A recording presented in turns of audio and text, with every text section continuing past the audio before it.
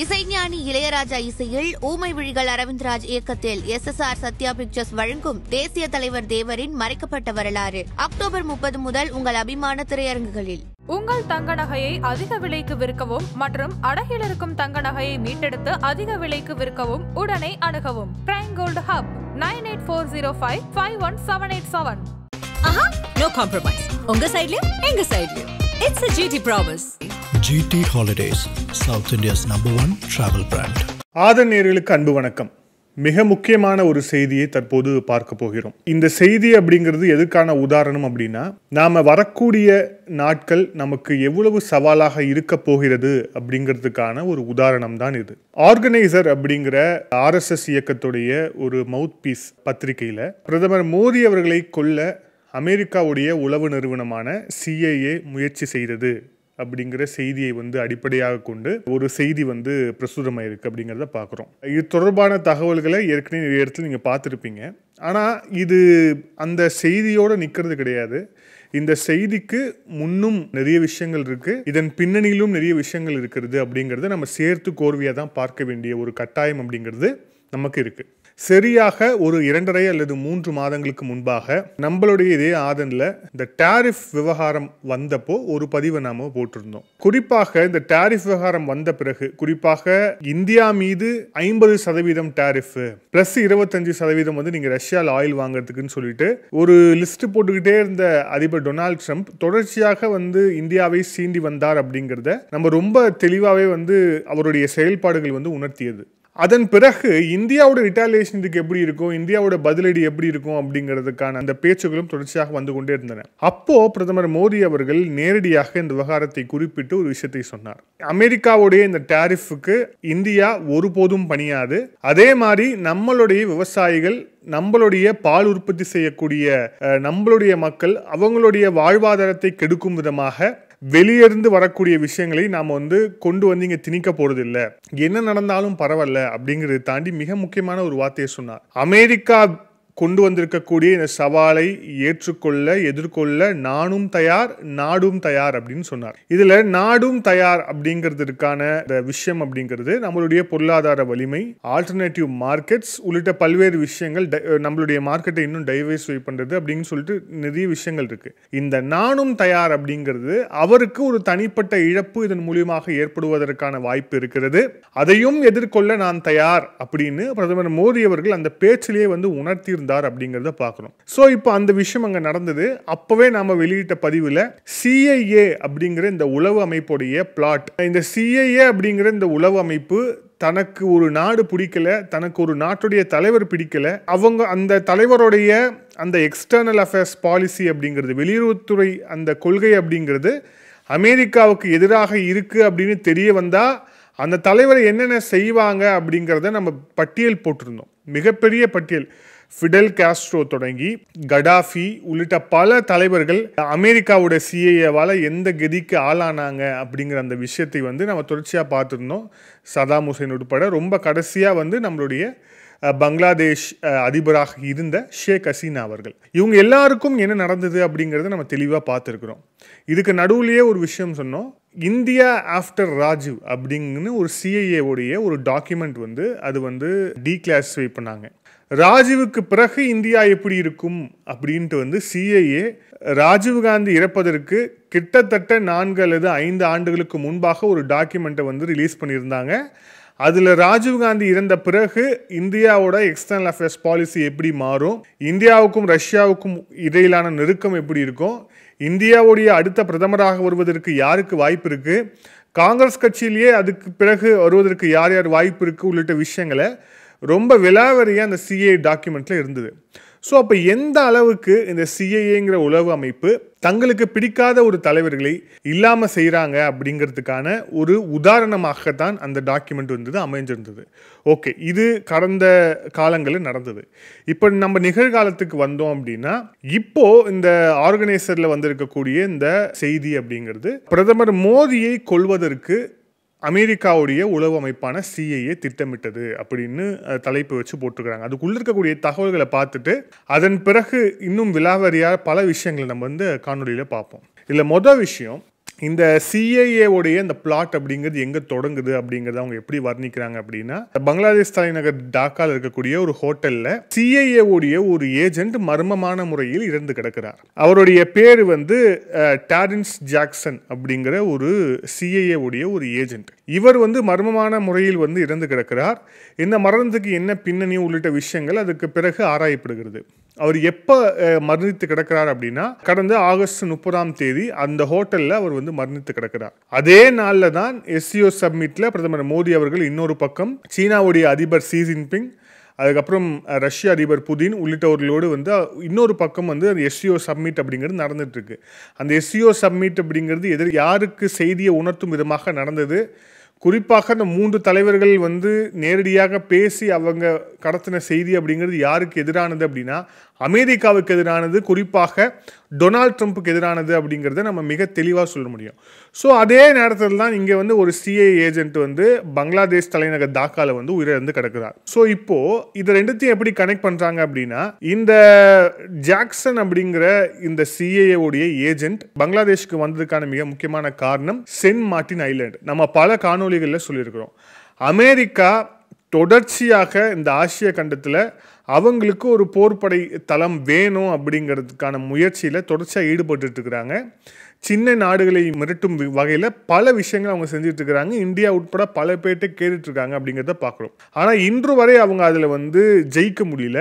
குறிப்பாக பங்களாதேஷில் send Martin ஐலாண்டை தங்களுக்கு வேண்டும் அப்படின்னு அது வந்து அமெரிக்காவுடைய நிறைவேறாத ஆசையாக இருந்தது. ஷேக் முஜிபுர் ரஹ்மான் தொடங்கி ஷேக் ஹசீனா வரை சென்ட் மார்ட்டின் ஐலாண்டை அந்த அமெரிக்கா கிட்ட அடமானம் வைப்பதற்கு தயாராக இல்லாத தலைவர்கள், அந்த தயாராக இல்லாத தலைவர்களாக இருந்ததால தான் ஷேக் முஜிபுர் ரஹ்மான் இப்போ உயிரோடியே இல்லை, ஷேக் ஹசீனா இப்போ பங்களாதேஷ்லேயே இல்லை. அவர்களுக்கு இன்னைக்கு வந்திருக்கக்கூடிய இந்த நிலைமைக்கு அமெரிக்கா தான் காரணம். இது நாம சொல்ல, ஷேக் ஹசீனாவே சொல்லியிருக்கிறார். அவர் வந்து அந்த மிகப்பெரிய ஒரு போராட்டத்துக்கு பிறகு அவர் அந்த பங்களாதேஷை விட்டு வெளியேற பிறகு அவர் கொடுத்த முதல் அறிக்கையில், ஒரு 3 மாதத்துக்கு முன்பாக ஒரு வெள்ளை அதிகாரி என்னை சந்திப்பதற்காக அதிபர் மாளிகைக்கு வந்தார். அவர் சொன்னதை மட்டும் அன்னைக்கு நான் வந்து கேட்டிருந்தேன் அப்படின்னா எனக்கு இந்த நிலைமை ஏற்பட்டிருக்காதுன்னு ஷேக் ஹசீனா அவர் அன்னைக்கு சொன்னது. அந்த வெள்ளை அதிகாரி அப்படிங்கிறது ஒரு அமெரிக்காவுடைய அதிகாரி. ஸோ சென்ட் மார்ட்டின் ஐலாண்டில் வச்சு பங்களாதேஷ் ஆர்மிக்கு வந்து பயிற்சி கொடுப்பதற்காகத்தான் இந்த அமெரிக்காலேருந்து இந்த ஜாக்சன் அப்படிங்கிறவர் வந்து உள்ள வரார். உள்ள வந்து அவங்களுக்கான பயிற்சியை தான் தரப்போறார் அப்படிங்கிறது தான் வந்து எல்லாருடைய எதிர்பார்ப்பாகவும் இருந்தது. அது அப்படியே தான் போயிட்டு இருக்கு. ஆனால் எப்பவுமே இந்த மாதிரியான நபர்களுக்கு ஒரு அசைன்மெண்ட்டோட நிற்காது. ஒரு அசைன்மெண்ட்டை கொடுத்து அனுப்புறாங்க அப்படின்னா அவங்க கிரவுண்டுக்கு போய் அங்கே இருக்கக்கூடிய விஷயங்களை சொன்னதுக்கு அப்புறம் அவங்களுடைய அசைன்மெண்ட் வந்து மாற்றி அமைக்கப்படும். இது எல்லா உளவு அமைப்புகள்லையும் இருக்கக்கூடிய ஒரு SOP மாதிரி வந்து ஸ்டாண்டர்ட் ஆப்ரேட்டிங் ப்ரொசீஜர் மாதிரி ஒரு எழுதப்படாத ஒரு விதி தான். இது அவங்க எல்லாருக்குமே இருக்கும். ஸோ அதே மாதிரி இந்த ஜாக்சன் அப்படிங்கிற அந்த நபர் அங்கே வந்து பங்களாதேஷ் ஆர்மிக்கு வந்து பயிற்சி கொடுக்கறதுக்காக போறார் அப்படிங்கிற பேரில் அவர் வேறு விஷயங்களை செய்ய தொடங்குகிறார். அந்த விஷயம் எது அப்படின்னா, இந்திய பிரதமரை குறிவைத்து அவர் சில விஷயங்களை செய்ய நினைத்ததை பல உளவு அமைப்புகள் அதை வந்து ஸ்மெல் பண்ணிட்டாங்க. மிக குறிப்பாக சொல்லணும் அப்படின்னா, ரஷ்யாவுடைய உளவு அமைப்பு இந்த விஷயத்தை வந்து ஸ்மெல் பண்ணிட்டு இந்தியாவுடைய உளவு அமைப்பாக இருக்கக்கூடிய ராவிடம் அந்த தகவல்களை வந்து பகிர்ந்து அதுக்கப்புறம் 2 பேர் சேர்ந்து செய்த ஒரு கூட்டு ஆபரேஷனில் தான் இந்த ஜாக்சன் அப்படிங்கிறவர் வந்து மர்மமான முறையில் கொல்லப்பட்டிருக்கிறார் அப்படிங்கிறதை விவரித்து தான் அந்த ஆர்டிக்கல் அப்படிங்கிறது வந்து பப்ளிஷ் ஆகிருக்கு ஆர்கனைசரில் அப்படிங்கிறத பார்க்குறோம். இதில் நம்ம அடிப்படையாக புரிஞ்சிக்க வேண்டிய விஷயம் என்ன அப்படின்னா, ஒரு அமெரிக்காவுடைய ஒரு உளவாளி, அமெரிக்காவுடைய அந்த CIA ஏஜென்ட் பிரதமர் மோடியை ஏன் குறி வைக்கணும் அப்படிங்கிறது ஒன்று. 2வது, வங்கதேசத்தில் இருந்து இவர் வந்து செய்ய நினைத்தது என்ன, வங்கதேசத்தை ஏன் இவர் தேர்வு செய்கிறார் அப்படிங்கிறது 2. 3வது, ரஷ்யா இதை எப்படி ஸ்மெல் பண்ணாங்க அப்படிங்கிறது 3வது. இந்த 3 தான் மிக முக்கியமான விஷயங்கள். ரஷ்யாவை பொறுத்தவரை இந்த ஆசிய கண்டத்தில் இருக்கக்கூடிய நாடுகளில் ரொம்ப ஸ்ட்ராங்கான ஒரு உளவு கட்டமைப்பை வைத்திருக்கக்கூடிய நாடு ரஷ்யா. மியான்மர்ல ஆகட்டும், ஸ்ரீலங்கால ஆகட்டும், எந்த நாட்டில் இருந்தாலும் அவங்களுடைய உளவு அமைப்பு அப்படிங்கிறது ரொம்ப ஸ்ட்ராங்கான விஷயம். அது வந்து சோவியத் யூனியன் காலத்தில் KGB அப்படின்னு வந்து சொல்லுவாங்க. ஸோ அந்த உளவு அமைப்பு காலத்திலேருந்தே ரொம்ப ஸ்ட்ராங்காக வந்து இருக்கக்கூடிய ஒரு உளவு அமைப்பாக ரஷ்யா இருக்கிறது. ஸோ நட்பு நாடுகளாக இருக்கக்கூடிய இந்தியா கிட்ட அவங்களுடைய உளவு அமைப்புகள் அவங்க சேகரித்த தகவல்களை மிக முக்கியமான டாப் சீக்ரெட்டான விஷயங்களே பகிர்வது அப்படிங்கிறது மிக நிச்சயமாக எல்லா நாட்டிலுமே நடக்கக்கூடிய ஒரு விஷயம் தான். ஃபார் எக்ஸாம்பிள், இலங்கையில் வந்து ஈஸ்டர் பிளாஸ்ட் நடந்தது இல்லையா? அந்த ஈஸ்டர் பிளாஸ்ட் நடப்பதற்கு முன்பாக அதை இப்படி ஒரு பிளாஸ்ட் நடக்க போகுது அப்படிங்கிறத வந்து முன்பே கண்டறிந்து அதுக்கான டிப்பை இலங்கை உளவுத்துறைக்கு கொடுத்தது இந்திய உளவுத்துறை தான். ஸோ இந்த மாதிரி இந்த ஃப்ரெண்ட்லி நேஷன்ஸுக்குள்ள அந்த இன்டெலிஜென்ஸ் ஷேரிங் அப்படிங்கிறது தொடர்ச்சியாக இருந்துகிட்டே இருக்கும். அதுவும் இது வந்து ரொம்ப டாப் சீக்ரெட்டான, குறிப்பாக ஒரு தலைவரையே கொல்லணும் அப்படிங்கிற ஒரு பிளாட்டோட வந்திருக்கக்கூடிய ஒரு நபரை அந்த விஷயத்தை செய்வதற்கு முன்பாக அந்த நபரை எலிமினேட் பண்ணணும் அப்படிங்கிறது தான் மிக முக்கியமான ஒரு டாஸ்காக இருந்திருக்கும். ஸோ இங்கே ரஷ்யாவுடைய உளவு அமைப்பும் இந்தியாவுடைய சர்வதேச உளவு அமைப்பாக இருக்கக்கூடிய ராவும் இணைந்து இந்த ஆப்ரேஷனை வந்து செஞ்சுருக்கிறாங்க. அந்த சிஏஓடைய ஏஜென்ட் வந்து எலிமினேட் செய்யப்பட்டிருக்கிறார் அப்படிங்கிறத நம்ம வந்து பார்க்குறோம். இப்போ பாருங்கள், இதில் ரெண்டாவது முக்கியமான விஷயம் என்ன அப்படின்னா, சென்ட் மார்ட்டின் ஐலாண்டை தொடர்ச்சியாக இவர்கள் குறிவைப்பதை ரஷ்யாவும் வந்து விரும்பலை. ஏன் அப்படின்னா, ஆசியாவுடைய மிக முக்கியமான ஒரு பகுதியில் அமெரிக்காவுக்கு இராணுவ தளம் வருவதை ரஷ்யாவும் நிச்சயமாக விரும்பாது. ஸோ அவங்களுடைய கண் தொடர்ச்சியாக இருந்திருக்கு. அந்த ஒரு விஷயம் தான் இப்போ வந்து இங்கேயும் வந்து பார்த்துருக்காங்க அப்படிங்கிறத பார்க்குறோம். இன்னொரு மிக முக்கியமான விஷயம் என்ன அப்படின்னா, ஏன் பிரதமர் மோடி குறிவைக்கப்படுகிறார் அப்படிங்கிறது தான் மிக முக்கியமாக ஓவராலாக நம்ம இங்கே எடுத்துக்க வேண்டியது. இதை நம்ம ரெண்டாக பார்க்கலாம். ஒன்று, பிரதமர் மோடி அவர்களுடைய உயிருக்கு ஆபத்து, அவர் குறிவைக்கப்படுவது இதுதான் முதன்முறையா அப்படின்னா மிக நிச்சயமாக இல்லை. கிட்டத்தட்ட ஒரு 8 முறைக்கு மேல் அவரை கொல்லுவதற்கு அந்த அட்டெம்ப்ட் அப்படிங்கிறது நடைபெற்றிருக்கிறது. அந்த அட்டெம்ப்ட் எல்லாத்துல இருந்தும் நம்மளுடைய உளவு அமைப்பு, பாதுகாப்பு அதிகாரிகள், சுற்றி இருக்கக்கூடிய பாதுகாப்பு விஷயங்களால் வந்து அவர் காப்பாற்றப்பட்டிருக்கிறார். இப்போ நடந்ததும் அதே மாதிரியான ஒரு சம்பவம் தான்.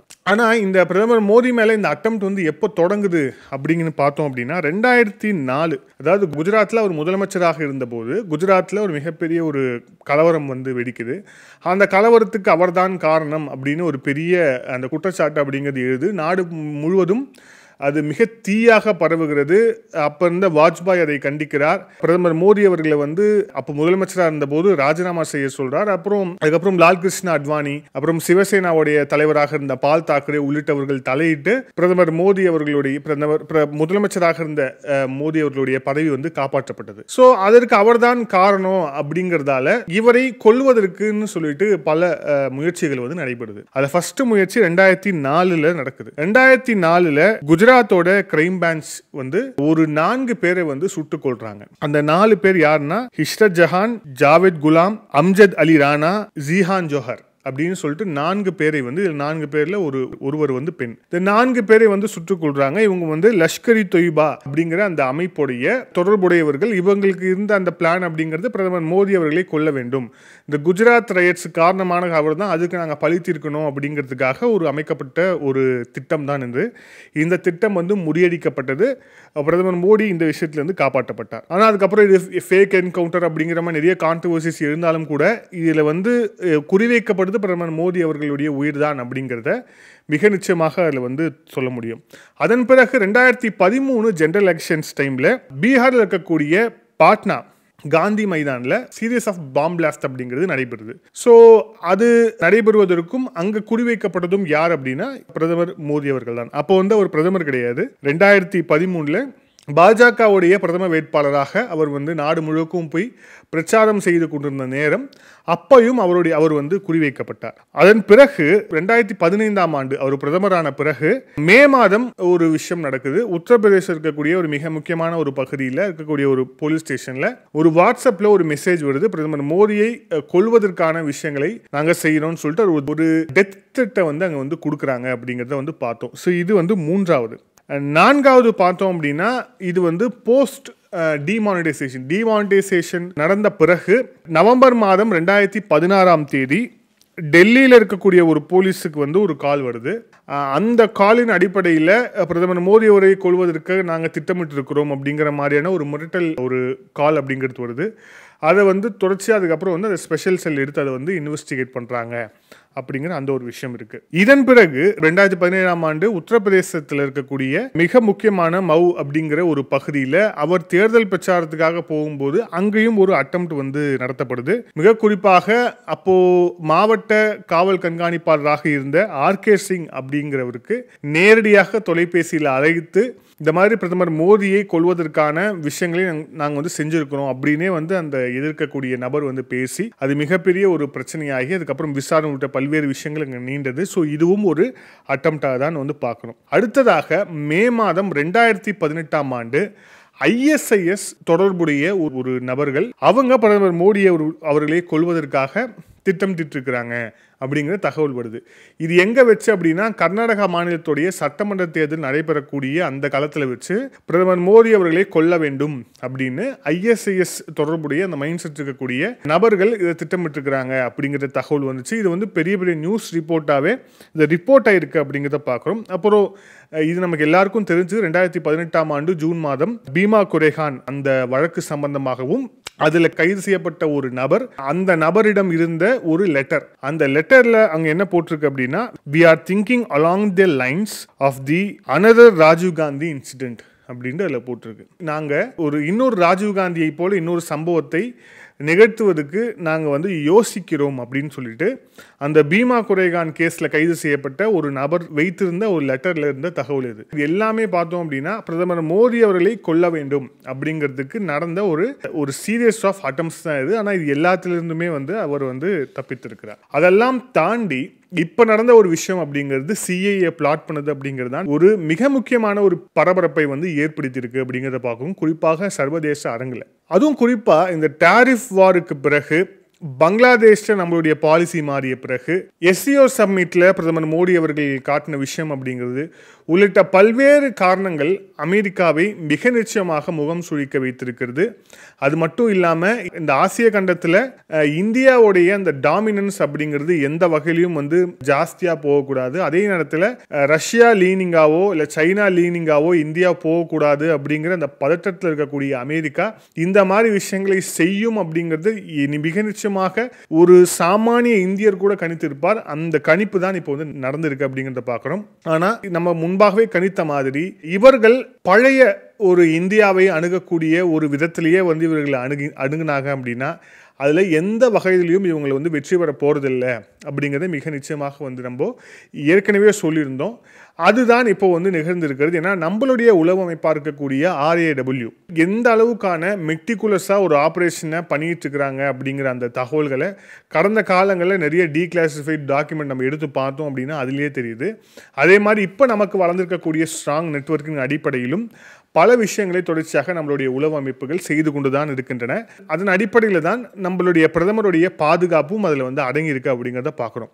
இதில் இந்த SCO சம்மிட்டில் சம்பந்தமாக வரும்போது பிரதமர் மோடி அவர்களும் ரஷ்ய அதிபர் புதின் அவர்களும் குறிப்பிட்ட ஒரு 45 நிமிடங்கள் தனியாக பேசி கொண்டிருந்தார்கள். அப்போ வந்து அவங்களுடைய ஸ்டாஃபோ யாருமே பக்கத்தில் கிடையாது, 2 பேர் மட்டும் தனியாக வந்து பேசி கொண்டிருந்தார்கள்.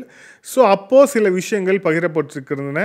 அப்போவே இது நடந்தது அப்படிங்கிறது வந்து எல்லாருக்கும் தெரிஞ்ச மாதிரி பிரதமர் மோடி அவர்களுக்கும் தெரியும், புதின் அவர்களுக்கும் தெரியும். இதன் அடிப்படையில் தான் சைனாலேருந்து வந்த பிறகு ஒரு டெல்லியில் ஒரு பப்ளிக் ஃபங்க்ஷனில் வந்து பிரதமர் மோடி அவர்கள் கலந்து கொண்ட பிறகு நான் சைனாக்கு போயிட்டு வந்திருக்கேன் அப்படின்ட்டு வந்து சொன்னபோது எல்லாரும் கை தட்டினாங்க. அப்போ அது சொல்லும் போது சொல்கிறாரு, நான் போனதுக்கு கை தட்டிங்களா இல்லை நான் வந்துட்டேன்னு கை தட்டிங்களா அப்படின்ட்டு அவர் கேட்டார்.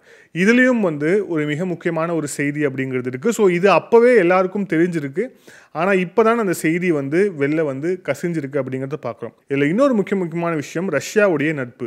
1971 சரி, இப்போ நடந்த இந்த அசாசினேஷன் அட்டம்ப்ட்லேயும் சரி, எல்லா இடத்துலையும் நம்மளுக்கு உற்ற தோழனாக நமக்கு வந்து கை கொடுத்தது, தோல் கொடுத்தது ரஷ்யா அப்படின்னா அதில் வந்து மாற்றுக்கருத்தே இருக்க முடியாது. அன்னைக்கு வங்கதேசம் அப்படிங்கிற மிக முக்கியமான ஒரு நாட்டை வந்து உருவாக்கணும் அப்படி இந்திரா காந்தி முடிவெடுத்த பிறகு அதுக்கு முட்டுக்கட்டை போட்டு அதை வந்து இல்லாமல் ஆக்கணும் அப்படின்ட்டு வந்து அமெரிக்காவுடைய போர்க்கப்பல்கள் வந்து சீறி பாயும் போது இந்தியாவுக்கு ஆதரவாக முடிஞ்சா கை பார்ப்போம்னு சொல்லிட்டு நமக்கு ஆதரவாக வந்து நின்னது ரஷ்யாவுடைய போர்க்கப்பல் தான். அதன் பிறகு ரஷ்யா இதில் இறங்கிடுச்சு அப்படின்ற அந்த விஷயம் தெரிந்த பிறகுதான் அமெரிக்கா இருந்து பின்வாங்குச்சு. ஸோ பங்களாதேஷ் அப்படிங்கிற ஒரு நாடு உருவாவதற்கு 80% வந்து இந்தியா காரணம் அப்படின்னா அதில் 20% 100% அதற்கு துணை நின்றது ரஷ்யா அப்படின்னு மிக தெளிவாக சொல்ல முடியும். இன்று வரை நம்மளுடைய ஆயில் கன்சம்ஷன்லேருந்து, நம்மளுடைய வெப்பன்ஸ்லேருந்து, நம்மளுடைய ஏர் டிஃபென்ஸ் சிஸ்டம் S-400லேருந்து பல விஷயங்களில் நமக்கு வந்து ரஷ்யா எந்த வகையெல்லாம் துணை செய்யுது அப்படிங்கிற விஷயத்தில் நம்ம தொடர்ச்சியாக வந்து பார்த்துக்கிட்டே இருக்கிறோம். இந்த நிலையில் தான் இப்படியும் ஒரு விஷயம் வந்து நடந்திருக்கிறது. ஆனால் இது ஒரு காலமும் பலிக்காது. நம்மளுடைய உளவு அமைப்பு அப்படிங்கிறது மிக ஸ்ட்ராங்காக இருக்குது அப்படிங்கிறதால இந்த மாதிரியான சம்பவங்கள் வந்து இதுக்கப்புறம் நடக்காது, அதே மாதிரி அவங்களால வெற்றி பெற முடியாது அப்படிங்கிறத மிக தெளிவாக சொல்ல முடியும் அப்படிங்கிற அந்த ஒரு நிலை தான் இப்போ வரைக்கும் இருக்கு. இந்த பதிவோட இறுதியா வங்கதேசம், நாம திருப்பி கவனிக்க வேண்டிய ஒரு விஷயம் வந்து வங்கதேசம் தான். வங்கதேசத்துல என்னைக்கு என்று ஷேக் ஹசீனா அவர்கள் வங்கதேசத்தை விட்டு வெளியேறினாரோ, இந்த முகமது யூனஸ் அப்படிங்கிற ஒரு வாடகை ப்ரொஃபஸர் அமெரிக்காவிலிருந்து அவங்க கூட்டிட்டு வந்து இறக்குனாங்களோ அப்பையிலிருந்து தான் இந்த பிரச்சனை அப்படிங்கிறது இன்னும் வந்து விஸ்வரூபம் எடுத்து வருகிறது அப்படிங்கிறத பார்க்குறோம். இதில் உச்சகட்டமாக என்ன அப்படின்னா, இந்த யூனஸ் ரொம்ப ரீசெண்டாக பாகிஸ்தானுடைய இராணுவ ஜெனரல் ஷஹீர் ஷம்ஷத் மிஸ்ரா அவரை வந்து நேரடியாக சந்திக்கும் போது ஒரு மேப்பை வந்து கொடுக்குறார். அந்த பங்களாதேஷ் மேப்பில் நம்மளுடைய நார்த் ஈஸ்ட், அசாம் உள்ளிட்ட நம்மளுடைய நார்த் ஈஸ்ட் ரீஜன் எல்லாமே வந்து உள்ளடக்கிய ஒரு மேப்பை வந்து கொடுக்குறார். இது வேண்டுமென்றே திட்டமிட்டு இந்தியாவை சீண்ட வேண்டும் அப்படிங்கிற அந்த ஒரு விஷயத்தை நோக்கி தான் யூனஸ் இதை வந்து செய்திருக்கிறார். இதை செஞ்சது மட்டும் இல்லாமல் தன்னுடைய ட்விட்டர்லேயே வந்து இந்த போஸ்ட்டை வந்து போட்டு பாகிஸ்தான் ஜெனரலுக்கு இதை வந்து பரிசு கொடுத்தேன் அப்படின்னு சொல்லிட்டு அந்த விஷயத்தை அவர் போறார் அப்படின்னா, அப்போ எந்த அளவுக்கு இந்தியாவுக்கு எதிரான ஒரு மனநிலையில் இந்த அமெரிக்காவுடைய கொத்தடிமை இந்த யூனஸ் இருக்கிறார் அப்படிங்கிறது மிக தெளிவாக வந்து தெரியுது அப்படிங்கிறத பார்க்குறோம். இதன் பிறகும் வங்கதேசத்தில் நடக்கக்கூடிய விஷயங்களை இந்தியா ஒருபோதும் வேடிக்கை பார்க்க போவதில்லை. எப்போ எங்களுடைய ஒரு ஸ்டேட்டு, எங்களுக்கு சொந்தமான மாநிலங்களையே உங்க நாடு அப்படின்னு சொல்லி நீங்கள் போட்டுக்க ஆரம்பிச்சிங்களோ, நீங்களும் பாகிஸ்தானும் ஒன்றுதான் அப்படிங்கிற அந்த நிலை வந்து மிக நிச்சயமாக எழுந்து விட்டது, மிக நிச்சயமாக எழும். பிப்ரவரியில் வங்கதேசத்தில் வந்து தேர்தல் நடக்க இருக்கிறது. அங்கே லோக்கலில் இருக்கக்கூடிய இந்த பங்களாதேஷ் நேஷனலிஸ்ட் பார்ட்டி BNP தான் ஆட்சிக்கு வரும் அப்படிங்கிற ஒரு சூழல் வந்து ஏற்பட்டிருக்கிறது. அது நிகழ்ந்துச்சுன்னா அதன் பிறகு அது எப்படி போகுது அப்படிங்கிறத பார்க்கணும். ஆனால் இந்த யூனஸ் அப்படிங்கிற நபர் அப்படிங்கிறது இந்தியாவுக்கு மிக முக்கியமான ஒரு டேஞ்சர் அப்படிங்கிறத தாண்டி இந்த ஆளே வந்து ஒரு அமெரிக்காவுடைய ஒரு ஏஜென்ட்டாக செயல்படுகிறார். அதே எந்த யூனஸ் ஆட்சி செய்கிறாரோ அதே நாட்டில் இருந்துக்கிட்டு தான் நம்மளுடைய பிரதமரை கொள்வதற்கான திட்டமும் அரங்கேற முயற்சிகள் நடந்திருக்கு அப்படிங்கிறது தான் இப்போ வந்து நம்ம எல்லாரையுமே அதிர்ச்சிக்குள்ளாக்கி இருக்கு அப்படிங்கிறத பார்க்குறோம். வங்கதேசத்தை இனியும் இந்தியா வேடிக்கை பார்க்கக்கூடாது, வேடிக்கை பார்க்காது. அமெரிக்காவை ஹேண்டில் பண்ணுறதுல இன்னும் தீவிரமான விஷயங்களை நோக்கி இந்தியா நகரும் அப்படிங்கிறத பார்ப்போம். மிக முக்கியமாக இந்த அத்தனை விஷயங்களுக்கும் காரணமாக இருக்கக்கூடியது CAA. இந்த அமெரிக்காவுடைய கட்டமைப்பு, மிக முக்கியமாக அந்த அமெரிக்க கட்டமைப்பு, CAA உள்ளிட்ட விஷயங்களுக்கு தலைவராக இருக்கக்கூடிய அந்த ஒரு நபர், அவர் யார், அவர் என்ன செய்து கொண்டிருக்கிறார், அவர் சம்பந்தமாக மிக முக்கியமான ஒரு டாக்குமெண்ட் வந்து வெளியாகி இருக்கிறது. அதுக்குள்ள இருக்கக்கூடிய விஷயங்கள் என்ன அப்படிங்கிறத நம்ம அடுத்த காணொலியில் மிக விரிவாகவே பார்ப்போம். மீண்டும் இன்னொரு காணொலி சந்திப்போம். அதுக்கு நன்றி, வணக்கம்.